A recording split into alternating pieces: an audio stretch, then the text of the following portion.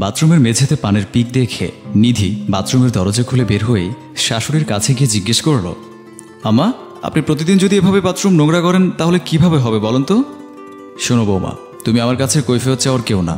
এটা আমার বাড়ি, সুতরাং আমি যেখানে যা খুশি তাই করব। যা ইচ্ছা তাই করবো বললেই তো হয় না আম্মা, পরিষ্কার তো আমাকেই করতে হয়। নিজে না করতে পারলে তোমার বোনকে দিয়ে করাও। সেনা বোনকে তো আমার ছেলের টাকায় বসে বসে খাওয়াচ্ছ, তাকেও বলো একটু শরীর খাটাতে। সারাদিন তো শুয়ে বসেই থাকে। আমার বোনকে দিয়ে আমি কাজ করাবো? ওকে এনেছি পড়াশোনা করানোর জন্য, কাজ করানোর জন্য না। আর আপনি এগুলো বলে আমাকে খোঁটা দিচ্ছেন। আমি আজই আপনার ছেলেকে বলবো। কি বলবো আমার পোলারও তুমি? শোনো, ওরা আমি পেরে ধরছি, তুমি না। যত যাই হোক না কেন আমার ছেলে তোমার কথা শুনবে না। সে দেখা যাবে। আপনি তো আবার ন্যাকামি করেন, তার সামনে কত কথা বলেও পরে বলেন যে বলি নাই। এখন ঝগড়া করছেন আর তখন ফ্যান ফ্যান কান্না শুরু করবেন। শোনো বউ, কেডা ফ্যান ফ্যান করে কান্দে তা দেখলেই বোঝা যায়। তুমি যে কান্নাকাটি করে আমার পোলাটারে ভোলানোর চেষ্টা করো আমি তা বুঝি না। শোনেন, এত কিছু আর বোঝা লাগবে না। এখন বাথরুমটা পরিষ্কার করেন। সবসময় আমি করতে পারবো না। আর এমন না যে আপনি অসুস্থ, আপনি দিব্যি সুস্থ। আর নিজের কাজগুলো নিজেই করার চেষ্টা করেন। কথাগুলো বলে নিধি একটা মুখ ঝামটি মেরে ভেতরে চলে গেল। আর তার শাশুড়ি রোকেয়া বেগম বাথরুমের মেঝেতে পানি ঢালতে লাগলেন আর বললেন, কি দেখেছে পোলাটা আমার ওই কাইল্লা মেয়েটা বিয়ে করছিল তা আল্লাহই জানে। রূপের কি শ্রী তার, রূপও যেমন ব্যবহারও তেমন। আমি কত সুন্দর সুন্দর মেয়ে দেখালাম, তার একটারেও পছন্দ না করে এই ফকিন্নি ঘরে আনলো। বাপের তো কোনো চাল ছিল নাই, নিজে বসে বসে খাচ্ছে, সাথে বোনেরও আনছে। বুঝি না এই মেয়েকে এত দেমাক থেকে আসে। রাজন বাসায় আসলো সন্ধ্যা 7টার সময়। বাসায় আসার সাথেই আগে প্রতিদিন মায়ের কাছে যায়, আজও তাই গেল। আজ বাসায় আসার সময় মায়ের জন্য মায়ের ওষুধের সাথে একটা হরলিক্স এনেছে। কি রে রোজো, আজ বউর জন্য হরলিক্স এনেছিস? ভালোই করেছিস। খাও তোর বউকে, না হয় গায়ে জোর পাবে কিভাবে, আর আমার সাথে ঝগড়াও বা কিভাবে করবে? মা অফিস থেকে আসতে না আসতে শুরু করে দিলে। ও, আমি শুরু করি? আর তোর বউ সে তো খুব ভালো। এত তাড়াতাড়ি বউয়ের আঁচল ধরা হয়ে গেলি বাবা। মায়ের কথা তোর মনে থাকে না তাই না? কত কষ্টে এই একা হাতে তোকে বড় করলাম। কথাগুলো বলেই রোকেয়া বেগম কান্না শুরু করে দিলেন। উফ মা, কাঁদছো কেন? আমি হরলিক্সটা তোমার জন্য এনেছি। আমি জানতাম আমার ছেলে কখনো পর হবে না। রেজওয়ান একটা নিঃশ্বাস ফেলে মায়ের ঘর থেকে বেরিয়ে নিজের ঘরে চলে গেল। দেখল নিধি ঘোমটা মুখে বসে আছে। এটা শুধু আজ না, প্রতিদিনকার ঘটনা। রেজওয়ান শার্টের বোতাম খুলতে খুলতে নিধির দিকে তাকিয়ে জিজ্ঞেস করে, কি ব্যাপার নিধি, চুপ করে বসে আছো কেন? কি হয়েছে? কি হয়েছে সেটা তোমার মাকে জিজ্ঞেস করো। এতক্ষণ তো সেখানে ছিলে, তা সে কিছু বলেনি? না, কি বলবে? তা মায়ের জন্য চুরি করে কি কি আনলে? আরে চুরি করে আনতে যাবো কেন, সামনাসামনি তো আনলাম। সামনাসামনি যখন আনলে তখন আমার হাতেও তো দিতে পারতে, তা তো আর দিলে না। আমার কাছে দিলে কি আমি আর আমার বোন খেয়ে ফেলতাম? তোমার মাকে দিতাম না? উফ দিদি, কি শুরু করলে বলো তো? অফিস থেকে কষ্ট করে এলাম। ও, শুরু তো আমি করি, আর তোমার মা সে তো খুব ভালো। আজ আমার বোনের এখানে থাকা নিয়ে কত খোঁটা দিল। আম্মা মুরব্বী মানুষ, বলতেই পারে।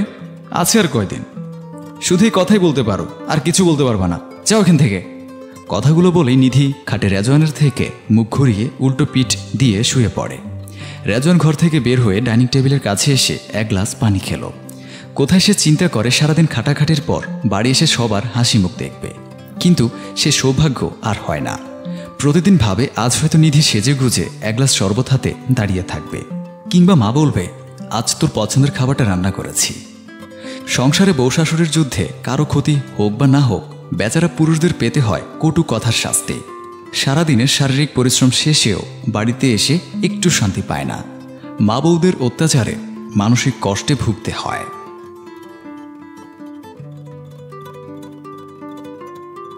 জানেন ভাবি, কাল সারা রাত আমার স্বামী আমার পা টিপে দিয়েছে। পায়ের ব্যথায় ঘুমাতে পারছিলাম না।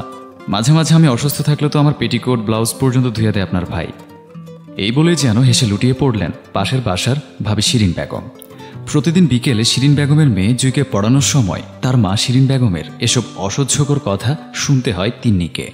কিছু বলতে পারে না তিন্নি, শুধু নীরবে সয়ে যায় সব। কেননা কোনো জবাব দিলে হয়তো টিউশনিটা হাতছাড়া হয়ে যাবে। শিরিন বেগম পুনরায় তিন্নিকে বলল, কি হলো ভাবি, আপনি এত চুপচাপ কেন? আপনিও কিছু বলেন আপনার স্বামীর কথা। তিন্নি একটি দীর্ঘশ্বাস ছেড়ে উত্তর দিল, আমার তো বলার মতো কিছু নেই ভাবি। প্রতি 2 কিংবা 3 বছর বাদে একবার আমি দিবারাব্বুর দেখা পাই। আমার বাবা মা যখন প্রবাসী স্বামীর কাছে বিয়ে দিয়েছে, তীর্থের কাকের মতো আমি চেয়ে থাকি, না জানি কবে আবার তার দেখা পাবো। শিরিন বেগম হাসতে হাসতে আবারও বললেন, ভাবি আপনারই তো শান্তি, চাইলে দেশে বসে 8-10টা প্রেম করতে পারেন, স্বামী টেরও পাবে না। আমার স্বামী তো শুধু সন্দেহ করে আমাকে, তাই আমি করতে পারি না। শিরিন বেগমের কথায় তিন্নি অবাক হয়ে বলল, কি বলেন ভাবি, জামাই থাকতে প্রেম করব কেন? এত সুন্দর আপনি, বয়সও তো কম, কিভাবে থাকেন স্বামী ছাড়া? নিজের রূপ যৌবন এভাবে নষ্ট করিয়েন না। দেখেন কি আপনার স্বামী বিদেশে কতজনের সাথে ঘুমায়, তাকে আপনাকে বলে? শিরিন বেগমের এ কথায় চটে গিয়ে তিনি তাকে উদ্দেশ্য করে বলল, না জেনে মন্তব্য করা ঠিক না ভাবি।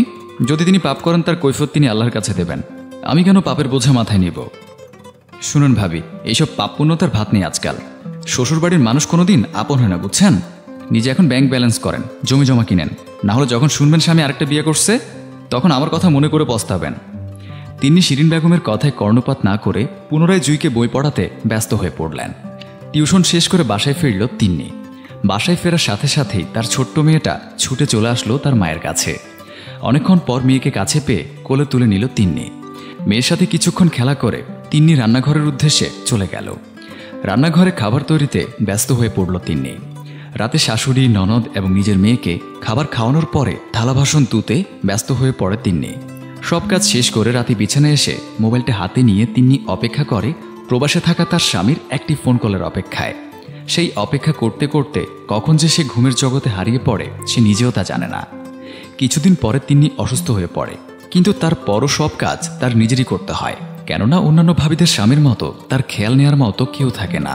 তার স্বামী যে প্রবাসী, সে নিজের ঔষধ নিজেই কিনে খায়, নিজের সংসারের রান্নাবান্না সে নিজেই করে, তার উপর তার শাশুড়ি, ননদের মন জগিয়ে চলতে হয়।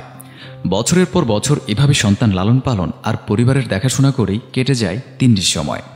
দিন শেষে ভালোবেসে ভালোবাসি বলার মতো মানুষটা পাশে থাকে না তার। মুখে